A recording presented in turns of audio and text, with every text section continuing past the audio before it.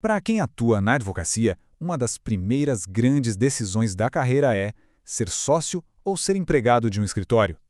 Vamos mergulhar no que o Estatuto da Advocacia aqui no Brasil diz sobre cada um desses caminhos.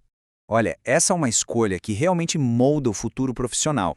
E a lei, como a gente vai ver, traça linhas muito, mas muito claras entre o que significa ser dono do próprio negócio e o que significa ser um colaborador contratado. O nosso foco vai ser em 5 artigos específicos, do 17 ao 21 do Estatuto. São eles que basicamente definem as regras do jogo, sabe? Desde o risco que se assume até a recompensa que se pode ter.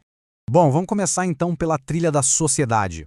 O que acontece se as coisas não saem como planejado, se dão errado? A lei é bem direta sobre isso. E aqui, atenção, porque esse é o ponto mais crítico para qualquer sócio. A responsabilidade é chamada de subsidiária e ilimitada. E o que isso quer dizer? Significa que o risco não fica só na pessoa jurídica do escritório, não. Ele pode sim bater na porta do patrimônio pessoal. Funciona mais ou menos assim, em 2 etapas. Primeiro, se houver uma dívida ou um dano a ser pago, os credores vão atrás dos bens da sociedade de advogados. Ok, mas e se isso não for o bastante? Aí, a cobrança pode passar para os sócios. A sociedade é a primeira barreira, mas não a última. Resumindo a história do artigo 17, a lição é bem clara. Como sócio, as decisões profissionais estão diretamente ligadas à segurança financeira pessoal.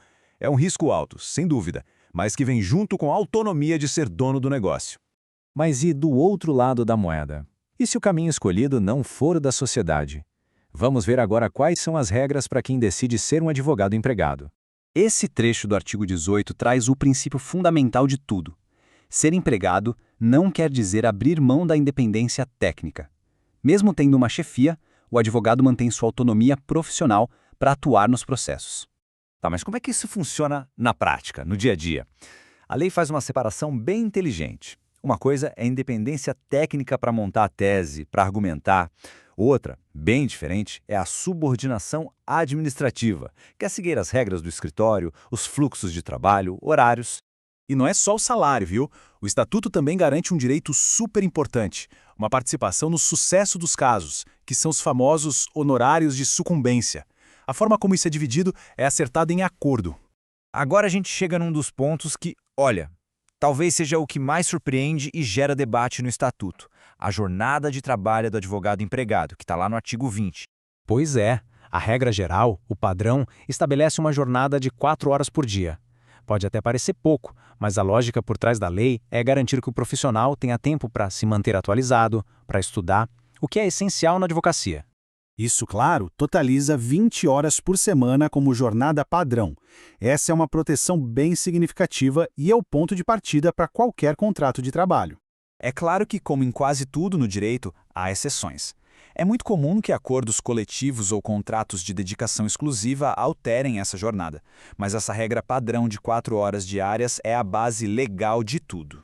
E o que acontece se o trabalho passar da jornada que foi combinada? Aí a compensação é bem pesada. O adicional para as horas extras é de, no mínimo, 100%.